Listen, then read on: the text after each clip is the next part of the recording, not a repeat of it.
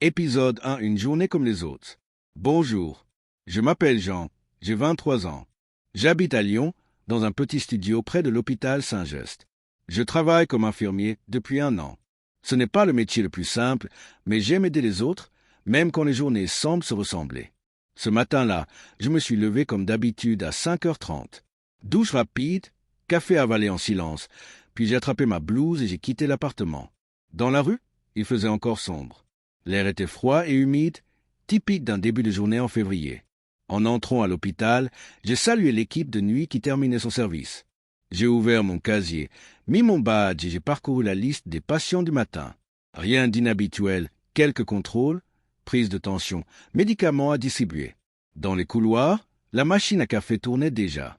J'ai bu mon deuxième café, tiède cette fois. L'odeur de désinfectant flottait dans l'air, comme toujours. À cette heure précise, j'ai commencé ma tournée. Les premiers patients dormaient encore. J'ai ajusté une perfusion, rassuré une dame anxieuse, coché quelques cases sur ma tablette. Tout était parfaitement routinier. Je me sentais presque détaché, comme si je suivais un scénario écrit d'avance. Mon collègue m'a lancé une plaisanterie sur les cernes que j'avais ce matin-là, et j'ai souri machinalement. Vers 9h, on m'a demandé de prendre en charge un nouveau patient, arrivé dans la nuit. Un homme âgé, environ 80 ans, calme, discret. Je suis entré dans sa chambre, j'ai frappé doucement avant d'ouvrir. Il lisait un vieux journal. Je me suis présenté poliment. « Bonjour, je suis Jean, l'infirmier qui va s'occuper de vous aujourd'hui. » Il a levé les yeux vers moi, lentement. Son regard était fatigué mais curieusement attentif. Je lui ai demandé comment il se sentait. Il a répondu d'une voix faible que cela dépendait des jours. J'ai commencé à prendre sa tension. Le silence dans la chambre était presque lourd. Juste le bip régulier du moniteur cardiaque.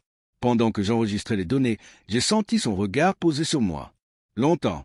Je me suis légèrement tourné vers lui, un peu mal à l'aise. C'est alors qu'il a dit, calmement, comme une évidence. « Vous me rappelez quelqu'un que j'ai aimé autrefois. » Je suis resté immobile quelques secondes, surpris. Je ne m'attendais pas à ça.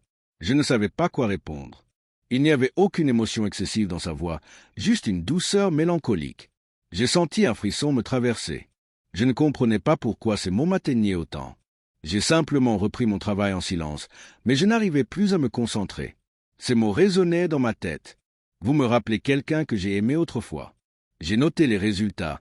J'ai souhaité une bonne matinée aux patients et je suis sorti de la chambre. Dans le couloir, j'ai expiré lentement. Sans le vouloir, une image m'est venue.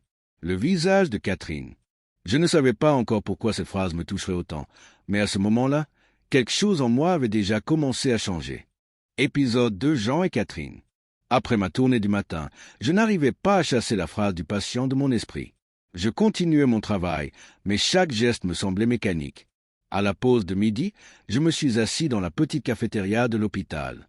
J'ai posé mon plateau devant moi sans y toucher.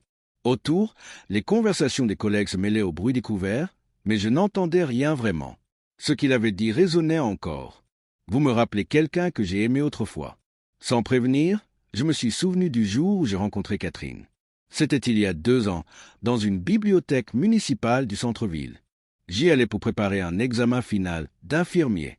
Elle était assise à côté de la fenêtre, entourée de livres d'architecture. Elle avait l'air concentrée, presque intouchable. À un moment, un livre est tombé de sa pile. Je le lui ai ramassé. Elle m'a regardé et a souri. C'était simple, naturel. Nous avons échangé quelques mots. Puis quelques jours plus tard, nous avons pris un café ensemble. Petit à petit, tout se fait sans effort. Je ne me souviens pas d'un moment précis où nous avons commencé à sortir ensemble. Juste une continuité logique. Nos débuts étaient doux. Nous aimions marcher le long du Rhône après les cours. Elle parlait de ses projets, de maisons qu'elle rêvait de dessiner. Je lui racontais mes stages à l'hôpital, les histoires des patients qui m'avaient marqué. Elle disait souvent que j'avais une manière calme de parler, que cela la rassurait. Bien sûr, tout n'était pas toujours parfait. Parfois, elle me reprochait mon manque de disponibilité, surtout quand je faisais des gardes de nuit. Moi, je lui disais que ses études prenaient toute la place. Il arrivait que nous évitions de nous adresser la parole pendant une soirée entière. Mais cela ne durait jamais longtemps. Sans attendre le matin, l'un de nous finissait toujours par envoyer un message. « Tu dors, on peut parler. » Et la tension retombait. Aucun de nous ne supportait l'idée de rester fâché. Je suis revenu à moi quand une collègue m'a demandé si tout allait bien. J'ai répondu oui, par réflexe. Pourtant, quelque chose m'avait été révélé ce matin-là. Le regard de cet homme, ces mots simples. Vous me rappelez quelqu'un que j'ai aimé autrefois. J'ai compris qu'on pouvait aimer quelqu'un toute une vie et garder ce souvenir intact, même après des décennies. Et j'ai réalisé que je n'avais peut-être jamais vraiment mesuré la valeur de ce que j'avais avec Catherine. Le soir, en sortant de l'hôpital, j'ai hésité avant de rentrer chez moi. J'ai marché un long moment dans les rues de Lyon, pensif. Les lumières des vitrines se reflétaient sur le trottoir mouillé. Je pensais à elle, à nous, à cette façon dont notre relation avançait, parfois avec légèreté, parfois trop vite, parfois trop lentement. Je me suis demandé si je lui disais assez ce qu'elle représente pour moi. Arrivé devant la porte de mon immeuble, j'ai regardé mon téléphone. Il n'y avait aucun message. J'ai eu cette sensation étrange que quelque chose devait changer. Pas demain, pas plus tard, bientôt. Épisode 3, quand tout bascule. Le lendemain matin, je suis retourné travailler avec l'impression que quelque chose s'était déplacé en moi. La phrase du patient me revenait par moments, comme un rappel silencieux. Ce jour-là, j'étais affecté au même secteur. En le revoyant, il m'a salué d'un léger signe de tête. J'ai répondu de la même manière, puis j'ai commencé les soins habituels. Il ne disait rien, mais son regard semblait m'observer davantage que la veille. Je n'ai pas osé relancer la conversation. En début d'après-midi, alors que je rangeais le matériel, il m'a demandé calmement si j'avais quelqu'un dans ma vie. J'ai hésité avant de répondre. Oui, j'ai quelqu'un. Il a fermé les yeux quelques secondes, puis a murmuré que lorsqu'on tient à une personne, le temps est notre plus grand ennemi. J'ai senti que ces mots ne parlaient pas seulement du passé, mais de ce que je pouvais perdre. J'ai quitté la chambre sans savoir quoi penser. Après le travail, je suis allé directement chez Catherine. Elle m'attendait, assise sur le canapé, les bras croisés. Elle avait remarqué ma distance depuis la veille. Elle m'a demandé ce qui se passait. J'ai voulu lui répondre honnêtement, mais les mots sont venus maladroitement. Je lui ai parlé du patient, de sa phrase, de ce qu'elle m'avait fait ressentir. Elle m'a écouté un instant, puis m'a reproché de ne jamais vraiment dire ce que j'éprouve tant que quelque chose ne me bouscule pas. La discussion a rapidement pris une tournure tendue. Elle m'a dit qu'elle avait l'impression d'être en permanence en attente de mes gestes, de mes mots, que parfois, elle doutait de ma capacité à m'engager pleinement. Je me suis défendu en disant que je faisais de mon mieux, que mon travail était prenant. Elle m'a coupé, affirmant que l'on trouve toujours du temps quand on le veut vraiment. La phrase m'a blessé, mais je n'ai rien dit. Le silence s'est installé, lourd, oppressant. Je suis resté assis quelques minutes, sans savoir comment briser cette tension. Puis, d'un ton fatigué, elle m'a dit qu'elle avait besoin de réfléchir. Je me suis levé, j'ai ramassé ma veste et j'ai quitté l'appartement. Dans l'escalier, j'ai senti ma poitrine se serrer. Je ne savais pas si j'aurais dû rester ou partir. Je me suis dit que j'allais lui écrire plus tard, comme d'habitude. Mais pour la première fois, je n'ai pas envoyé de message. Cette nuit-là, je n'ai pas trouvé le sommeil. Je repensais au moment partagé avec elle, à notre facilité à nous retrouver après chaque dispute. Mais quelque chose était différent cette fois. Je sentais que si je laissais les choses ainsi, une distance invisible allait s'installer. Et peut-être que, sans même s'en rendre compte, elle finirait par s'éloigner. J'ai compris que ce que m'avait dit le patient ce matin-là prenait un sens plus profond. Aimer ne suffit pas, il faut oser le montrer avant qu'il ne soit trop tard. Je suis resté dans le noir, allongé, le regard fixé au plafond. Pour la première fois depuis longtemps, j'avais peur. Peur de perdre quelqu'un non pas à cause d'un événement brutal, mais simplement par absence de mots, par fatigue, par silence. Épisode 4, la prise de conscience. Le lendemain matin, j'ai commencé mon service avec une fatigue que je n'avais pas connue jusque-là. J'avais dormi à peine 2 heures. Dans le vestiaire, en enfilant ma blouse, je me suis regardé dans le miroir. Mes traits étaient tirés, mes yeux rouges. Une collègue m'a demandé si j'allais bien. J'ai répondu que j'avais simplement mal dormi. En réalité, je me sentais vidé. L'absence de message de Catherine durant toute la nuit pesait plus que je ne voulais l'admettre. À 8 heures, je suis retourné dans la chambre du patient âgé. Il était déjà réveillé. En entrant, je me suis contenté de le saluer. Il m'a observé un instant, puis m'a demandé si je voulais lui parler de ce qui me tracassait. Je n'avais pas l'habitude de me confier au patient, mais quelque chose en lui inspirait confiance. J'ai seulement dit que parfois, on a peur de ne pas savoir aimer comme il faudrait. Il a hoché la tête, lentement. Il m'a raconté qu'il avait aimé une femme très jeune, avant la guerre. qui n'avait jamais osé lui dire la vérité sur ce qu'il ressentait, par timidité et par orgueil. Elle était partie à l'étranger. Ils ne s'étaient jamais revus. Il a ajouté qu'on ne regrette pas ce qu'on fait, mais souvent ce qu'on n'a pas osé faire. Ces mots m'ont frappé avec force. J'ai ressenti une sorte de honte mêlée à une urgence nouvelle. À la pause, je suis sorti de l'hôpital et j'ai marché quelques minutes dehors. Le ciel était couvert, la ville semblait calme. J'ai pensé à Catherine, à toutes ces fois où je me contentais de croire que notre relation suffisait à elle seule, sans effort supplémentaire. J'ai compris que je devais agir, pas demain, mais immédiatement. En fin d'après-midi, en quittant mon service, je suis passé devant une petite boutique de fleurs.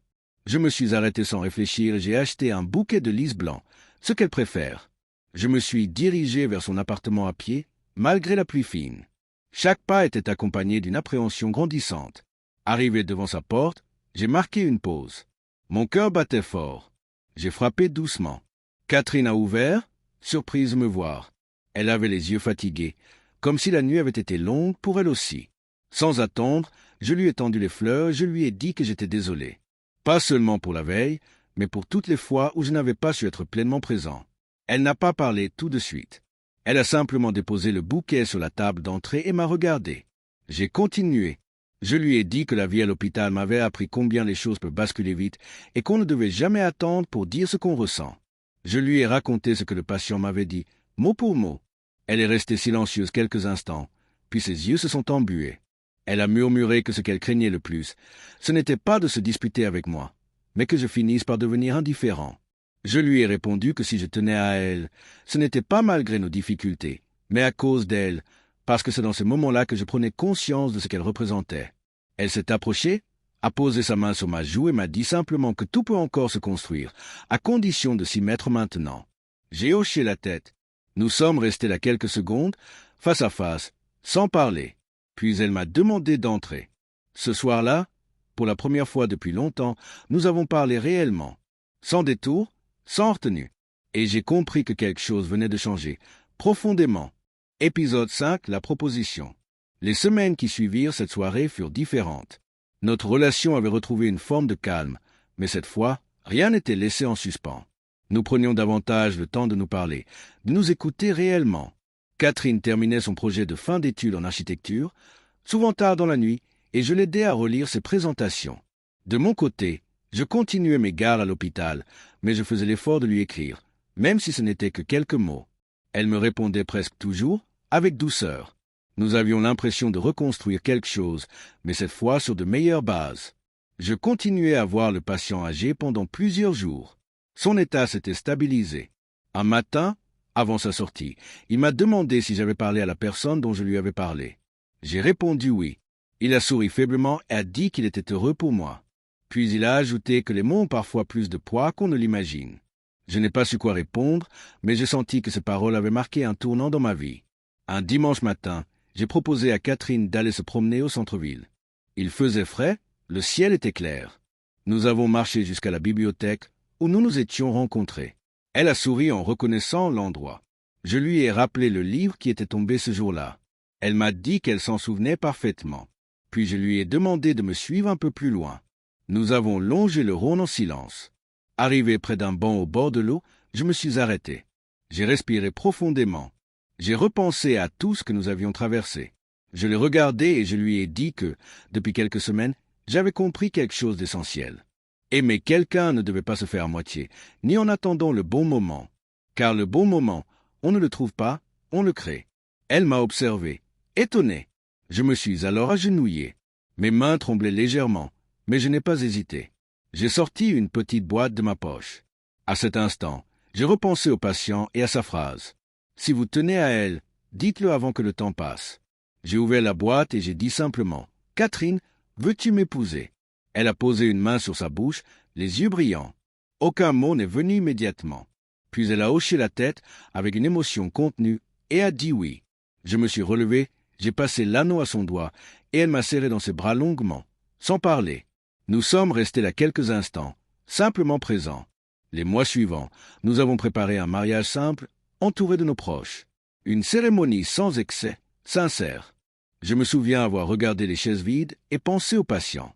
La veille du mariage, J'avais demandé à l'hôpital s'il pouvait être invité, mais on m'avait appris qu'il était décédé quelques jours après sa sortie. Une enveloppe avait été laissée pour moi à l'accueil. Dedans, une lettre écrite de sa main.